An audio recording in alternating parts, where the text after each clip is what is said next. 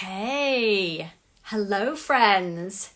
I hope that you are all doing well. Welcome to the Instagram Live. I'm popping on just a minute early because I want to get us started and explain a little bit about kind of what we're doing here today.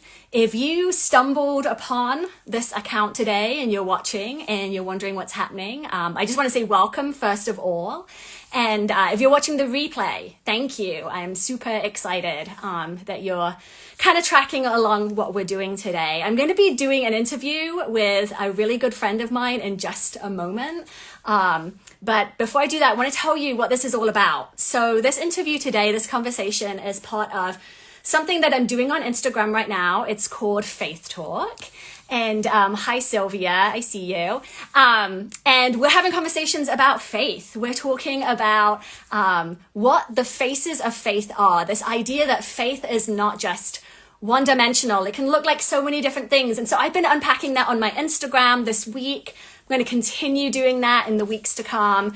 This week, we've been talking about faith in the dark, and we're actually going to continue that conversation today with a good friend of mine, with Tiana. I'm going to invite her to join in just a moment. I see people logging on. Welcome. Good afternoon. It's Thursday. The sun is out in San Francisco, which feels like a miracle right now because it's been raining a lot. But I'm excited to have this conversation today and just kind of continue this conversation about Faith Talk. So go ahead, check out my Instagram this week. I put a blog up this week about faith in the dark and a post about it just to encourage us. This seems like a pretty dark season that we're in right now, and it's pretty difficult. And I just feel like God really wants to encourage us. And I happen to know someone that is phenomenal at encouraging and challenging and inspiring. So I'm actually gonna check out here and see if I can get in us this afternoon. Hello, everybody who's logging on. It's so good to see you. Oh, my friend. Hi. Hi, how are you? I'm good. How are you? Can you hear me? Oh my gosh, I can hear you. You look amazing. That color on you is just like so good. Thank you. You look beautiful too. Oh my goodness. I made an effort because these COVID days, I'm usually no makeup, Girl, hair just up. it's all the things. All the things. Telling you, Yeah. I put the pants on. And I got a nice top on, but I'm wearing yoga pants. Let me just be real. Well, Okay? my friend Rachel, who I know is watching right now, she made fun of me at the beginning of COVID because I would always be wearing jeans. And she was like, how can you be in jeans? And I just want to confess right now, I have moved to the sweatpants. I really have. Ruthie, It's time. it's because I can't fit nothing else. It's like, I mean, you were in jeans. I like salute you because you could still fit them because the sister was past the level early on in the pandemic. I definitely have outgrown some jeans. I'm just going to say that. Well, thank you. Thank you for being here, Tiana. I just love you. For those who are watching, I want to do an intro. Tiana, you are a mom, you're a wife, you're on staff at Fellowship Monrovia. You are a preacher, you're a leader, you're my friend. I feel really honored to call you friend. Thank you so much for being with us today, joining this conversation. I'm so glad to be here. We've known each other for almost exactly a year.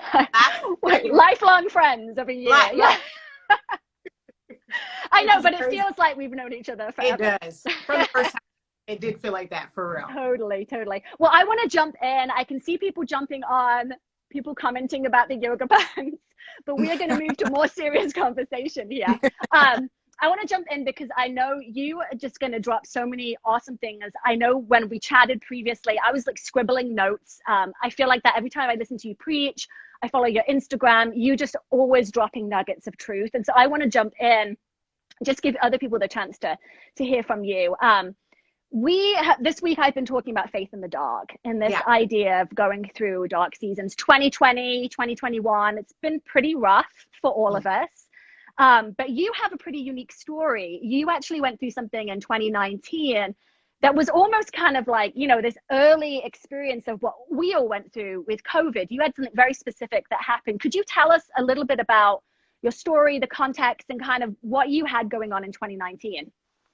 Yeah, a lot of people, 2020 was obviously the hardest year of a lot of people's life. But for me, 2019 was the hardest year of my life. I've had lupus since I was 19 years old.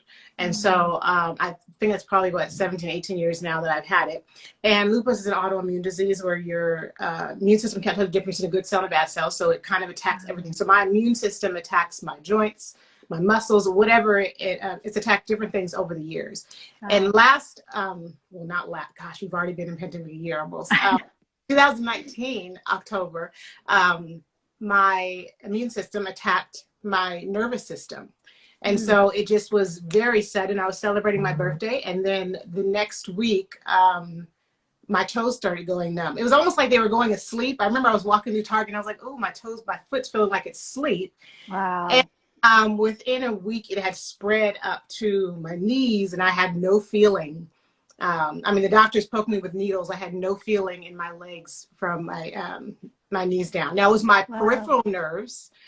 I could walk with extreme pain and difficulty. So I was not doing a lot of walking, but yeah, so it went and all that to say, it was in the middle of a speaking calendar, whatnot. And I had to cancel all my speaking gigs for the most part. All of that was happened. And then I ended up, recovering, had a really horrible 2-month recovery.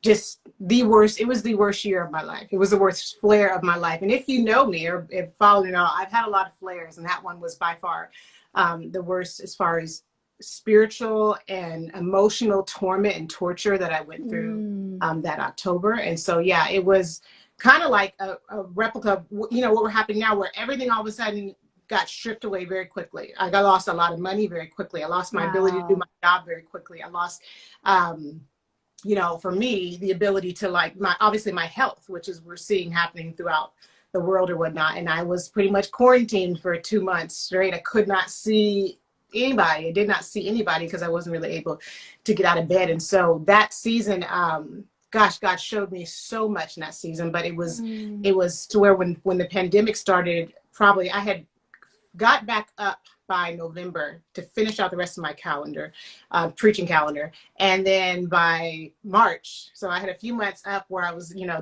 little bit better. By March, we were all shut back down and everything was again. And now everybody's in quarantine, and there's this disease that's threatening all of the world. And so, yeah, it was crazy to kind of see how it operated in a different way. Yeah, so we all hit that in 2020, like shut down, quarantine, canceled, people losing jobs, but you had already walked through that, just those months before. One of the things that I remember when we talked that you told me was that one of the things that was most terrifying for you was just this idea that you didn't feel necessarily God's presence, or that you were losing faith. Can you talk to us a little bit about that? Because I think there's a lot of people right now who are going through really dark times, who are really struggling. What impact did this season have on you and on your family? What was that like? Well, I have 3 young girls, so 14, 11, and 6. At that time, they were obviously a year younger than that. But gosh, I feel like for me, losing the ability to walk was scary. It's happening so quickly was scary. And then it was just a host of other things happening in my body. But by far, I think the scariest night was when I really did, I felt like I had lost my faith. I didn't even know what was happening. There was just some spiritual warfare that was happening to where I just began to question everything, question God, and question because I could not feel God's presence. Now, in my past flares, God has always showed up in some way. And it hasn't been through, healing necessarily, but there's always been a comfort, his presence. This one, I just could not feel the presence of God. I could not, there was no comfort. There was nothing. And then I remember waking up in the middle of the night. I have a post about this on my Instagram page a few weeks back. And I woke up in the middle of the night and I just began to write down everything that I was feeling, completely unfiltered. Everything that I was feeling as far as my relationship to God. And it was the most unfiltered thoughts that I would never want anyone to see the light of day, because I am a Bible teacher. And I always telling people to have faith. It was scary. I was literally writing things like, I don't know if you're real. I can't, this all just, it was like the separation between us I just had not felt before. And I think for me, it scared me so much that the next day I literally spent 3 hours, I remember laying on the floor, crying out to God. I think it was this realization I had where my body's temporal. I can lose the ability. I've seen my body come and go. I've lost the speaking engagements. I've lost the ability to do what I love. I've lost the ability to play with my kids. Everything can just be taken away at a moment's notice. That's what happens in this fallen world. But what I realized is even if I live with all those things, the one thing I cannot live without in that moment, the thing that caused me the most angst was I could not feel the presence of God. I had no grasp of my faith. And I was just like, one of those things where I was like, this can't go. You know what I'm saying? Because I realized everything else is temporal. Everything else is sinking sand. And I'm in that moment, kind of like where we were when the pandemic hit, where it was this realization of like, oh, dang, like anything can go any second, any day. Like our health, our jobs, our economy. It was like, we kind of live in this world of, everything's great and we're very privileged. And it was like in a moment, we all realized that none of this is permanent. And so I think I had that moment, but I realized, my God, if there's one thing I can't lose, it can't be this. I laid on the floor for 3 hours. I cried out for God's presence. I was so desperate. I was so desperate for God, more than I've ever been in my life, because I realized he's the only thing that can't be taken away. Like he's the only thing. So it was like, if there's something I need to grab onto, if I never speak again, if I never walk again, I can't lose this. And I laid on the ground. I played 3 worship songs back to back all day. Let me tell you, my kids could not stand those songs because I would play them all day long. I feel ya. My kids come home from school, they would like, Mom, really? Yeah, really?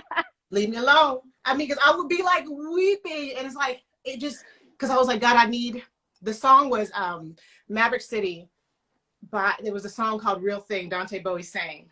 And in the lyrics, you know that song? Yes. All the albums, albums. That one is most beautiful. So in Love they saved my soul. When I had this season, what they usually call the dark night of the soul, they saved my soul. The words of the song just said, like, God, like, I want you and nothing else. Like, like it was this moment of desperation. Like if everything else gets taken away, like, I want better is one day in your courts and 1,000 elsewhere. And I remember laying on the floor thinking, God, I don't want to get up until these lyrics are true of my life, where you are the only thing that matters. Because I'm realizing nothing else matters right now. So I don't want to get up from this space until this is true of my heart, until this is true of my life. I laid on that floor. My husband would come down and just check on me every once in a while, see if I was still breathing. Because I was weeping. I had a mound of tissue in front of me. I was weeping my eyes out because I was like, God, nothing else matters. So if I don't feel this in my bones, if I don't know this to be true, like I can't move from this space. It was almost like, Jake, until you bless me. I need more. I need to know, like, I need to feel this in my bones that you are the only thing that matters. And I sang it over, you are the only thing that matters. Let me sing it until I feel it, because I also realized in that season, way too much else mattered to me. My speaking engagements mattered way more than they should have mattered to me. Wow. You know what I'm saying? The financial stability mattered way more than it should have mattered to me. Now, all those things are important. But when they go, if they go, because they can go, like, will you be completely hopeless and devastated? And if it was, where was your true joy? Where was your true hope to begin with? And I had to come face to face with myself as I was stripped away from these things. It was like, where was my true joy? Because, you know what I'm saying? And so I had to come face with myself, and I laid on that floor and I wept and I wept. And those songs, there was 3 songs in Maverick City that just kept me and sustained me. When my faith was in the dark, I did not feel all the lyrics to those songs, but I had them. They played me to sleep. They were playing when I woke up. Because I had to have it sung over me. I had to, when I did not have the faith on my own. And so I just immersed myself in it. And even if I didn't feel it, I just immersed myself in someone else's faith until I was strong enough to come back to what I knew to be true about God. Wow, Tiana, the comments are blowing up because people are seeing what I know, which is like, you are just dropping truth that we can resonate with, like we can relate to, like just this idea of things being so dark and so difficult. I so appreciate you being so real. That idea, like, oh, I'm a preacher, but if people saw my journal, like we all have those journal entries where we're like, God, where are you? And you're right, like 2020 has just made all of us realize, like, nothing is certain. Right. Like nothing is certain. things can just disappear and be taken Right. away. And what do we have left when they are? And I think that's such an important challenge. Right. You know, one of the things that you told me was that, you know, at the end of that season, you were kind of coming out of your flare up, and you were kind of sort of on the road to recovery, but still not feeling all the Jesus feelings and still kind of struggling. And you went back and you were preaching.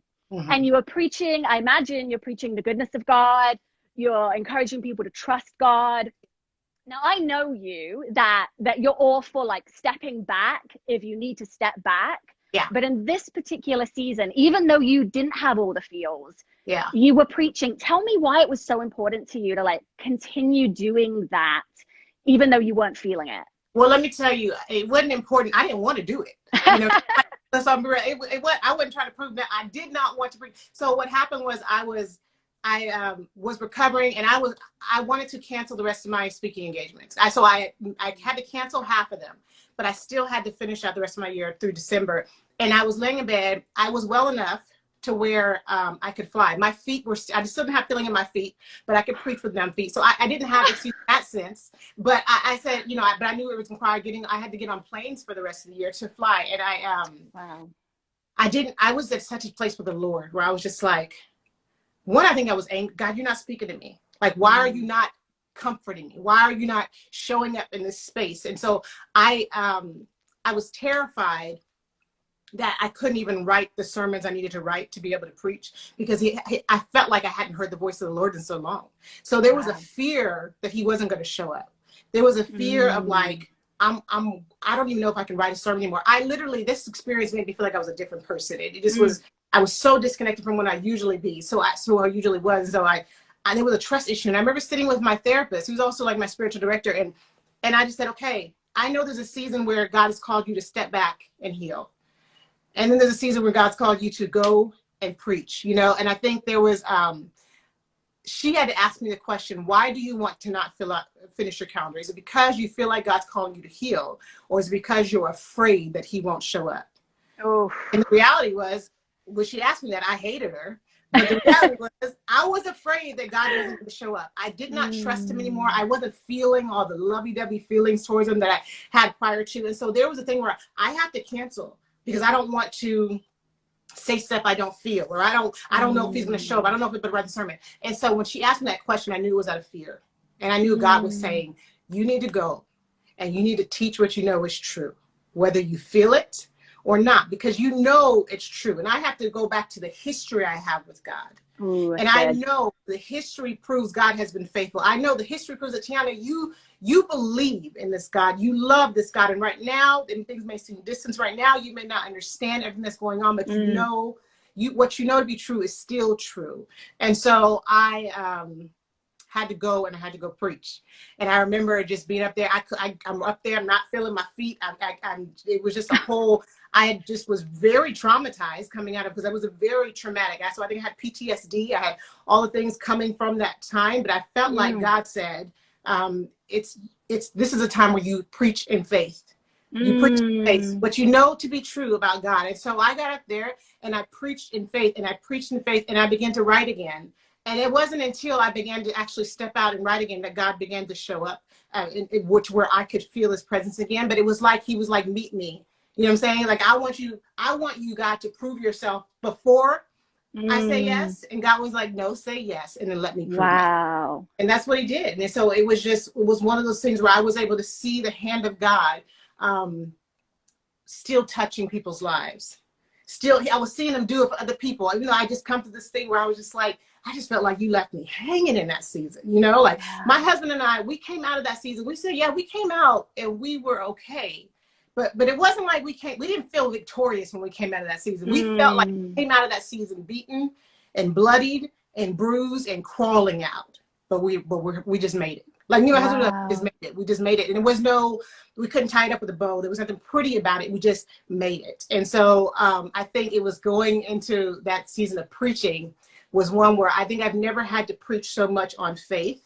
In faith, preach so much in faith as I had in that season. And then slowly, as I began to step out in faith, God began to restore that our relationship, begin to restore, and my feelings, all those things that I was able to begin to feel again, and God began to soften my heart. So it was just it was hard, but it was, now I see back and I'm just like, man, God, you're so good. And I think that's what we have to do. We have to reach back in our history when we don't understand what's happening, and we're angry at God, or we're frustrated that he's not showing up or he's not doing something. We got to reach back. What do I know to be true? What does the scripture say? What have I seen of him before when I was sure? You know what I'm saying? Like, there was a time when I was sure. What would sure Tiana have done? What would sure Tiana have said? What would sure Tiana have believed? And I feel like that's what we have, when we're having faith moments where things are dark, we have to ask ourselves, what do we know to be true about God? And then go forward in that. So good. I read a quote today, and I can't remember who it was, but someone put on Instagram, don't forget in the dark what God showed you in the light. And I think that's so true. Also, you totally had me at like preaching without feeling your feet. I was just like stuck on that. I'm like, how do you do that? That's incredible. I'm just like so blessed by this. I feel like it's ministering to me, this idea of saying yes to God when we don't feel it.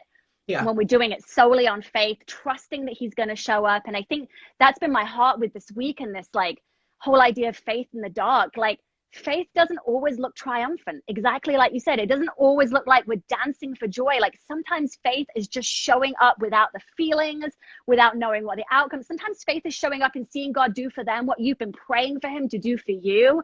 Like, all these different faces of faith is so good. I know when we chatted on the phone, you talked to me about how you've kind of been immersing yourself in God's presence. And I feel like this is really a prophetic word for the church. I mean, everything that you're saying right now, I think, is a prophetic word for the church, because we are in this dark season. A lot of us could raise a hand and say, yeah, that's me. I haven't seen God bring the breakthrough. I'm still in the dark season. I'm walking through grief. I feel so lost. And I feel like what you're saying, this whole idea of just immersing ourselves in God's presence, trusting him even when we don't see it. How have you learned through what you've been through to immerse yourself in God? What did that look like for you? Yeah, I think when everything so much got taken away, because I say so much because I could have lost more, you know what I'm saying? We can always lose more than what we've lost. But when so much got taken away, and then God showed me places I had put my hope in, things that were taken away and I had put my hope in, and God showed me that. It becomes up to us then to redirect where we put our hope. When God reveals things, what we're dealing with right now in the pandemic, God has revealed where a lot of us have been putting our hope and putting our joy and putting our peace. And though it is something to grieve everything that's been lost, it is. There's still something about what the scripture talks about, having a firm foundation in Jesus Christ. And so I think when God shows us, when God reveals it to us, it becomes up to us to redirect where we put our hope and redirect where we put our peace. And I think for me, 2019 showed me so much about myself that when 2020 hit, it was like, okay, I know where I'm going. I'm going straight to God's word. I'm going straight to his presence. I began to immerse myself in spiritual disciplines, because I was like, I learned too much from last season to just wait until the world opens back up so I can then begin to put my hope back in things again. You know what I'm saying? I feel like that's what a lot of us were waiting for things to get back to normal, just so, not intentionally, just so that we can begin to put our hope back in things again. I knew my speaking engagements would come back, but I did not want to be the same person that engaged in those speaking engagements. You know what I'm saying? I did not want to put them in the position that I put them in before. I knew that the money would come back, but I did not want to put, I didn't want the same Tiana to engage those things the same way. And so for me, when 2020 happened, everything was canceled again. It was like, okay, I've been here. Where do we go? So I began to read a lot of books. Ruth Haley Barton is one of my favorite authors now, and I know we both agree. I began to immerse myself in silence, in solitude, because this was different. I was well in quarantine. Usually when I'm like this, I'm sick. And so it's like, I'm well. What do I do in this season? How do I maintain hope in this season when I see so much, hard going on around me? And so I just began to immerse myself in those things. Silence, solitude, prayer, just all those books, learning about the church fathers and the church mothers, because there's something about the simplicity of life that we no longer engage in anymore, and I think the beauty of everything being stripped down right now is things have gotten a lot more simple. Now we still have the make them more complex. We have a lot more technology, and we have the option to where even though the world is slowed down, we can still be very much sped up because of technology and all that stuff. So we have, but also I feel like you had the choice. But I had the choice of how do I take this opportunity to invest in my soul? How do I take this opportunity to make sure I can grow and all the things that God surfaced in me last year, how do I tend to those? Now I have time because I didn't. I got back on the road, and then it was like, boom, now everything's settled down. Now it's like, okay, now let me sit and how do I, put those things to use and begin to grow in that area. So yeah, that's what I started doing. Solitude, silence have been huge. Prayer has been huge. Journaling has been a lifesaver for me, and studying God's word is where I've been putting my time. In 2020, it's so weird that it's 2021 now, but that's what I spent. I literally cocooned because I feel like this season, though everything was hard, there was some of it was a gift for me to be able to heal. I got to heal even more so than I realized I needed.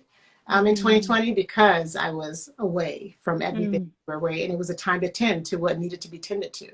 Wow, so good. I'm in the middle of reading Rich Lotus, The Deeply Formed Life, or Deeply Formed Life. Yeah, I need to get it. That's my next So good. It's so good. I love him because there's such a beautiful mix of like the charismatic and the contemplative with him. And this is exactly what he's talking about, is this deep interior formation that so many of us need. And I would say that it's hard to walk through the dark without that interior life that has been developed and intentionally invested in. Tiana, we're just going to come to a close now, but I know we've got some people listening. There's going to be a lot of people that are watching the replay. And I just sense that a lot of people are really going through it right now. They've heard you share your story. They're inspired. They're encouraged like I am. If you could just, say closing words to maybe someone that's just in it right now, that's just in such a dark place and they don't know where to turn, what would be your kind of closing words, your encouragement to them today? So God sees you. One thing I have learned is that there's some seasons where there's just no words for. There were no words for the season I went through. And even the promises I couldn't even fully receive. And you may be in that space where you just can't even receive the promises of God. Let me just tell you that they're still there for you, that God still sees you, that he loves you, that my therapist has told me all the time. And I say this a lot to people, that God doesn't surface things to shame us. He surfaces them to heal us. And so if there's things that are coming up right now in your life, it's God saying, I want to speak to that thing. I want to speak to the emotions you're feeling. I want to speak to the sadness. I want to speak to the anger. I want to speak to the resentment, to the feelings of rejection you're feeling. And so if I could say anything, find some time, get a journal, get the word, find some time to just be with Jesus. In solitude with the Lord, because he cares. He cares, and the enemy's voice will be loud in this season to tell you opposite. And I say to you, he's a liar. He's a liar, and he tried to take me out in my season, and I know he's probably trying to take you out in yours. And let's say that God is bigger, that he's greater, that you are not forgotten, that you are seen, that you are loved, and he'll take care of you. All things work together for good to those who love God and are called according to this promise. And I don't say this to just speak Christianese over you. I'm saying it because it's true. Yeah. Whether you were able to receive it or not, it's all come together for you. Trust him. Trust him. And this season is about immersing yourself with him. Be with him. Drown as much as you can. Drown out the lies. Drown out the things of the world. And try to go and just sit with him.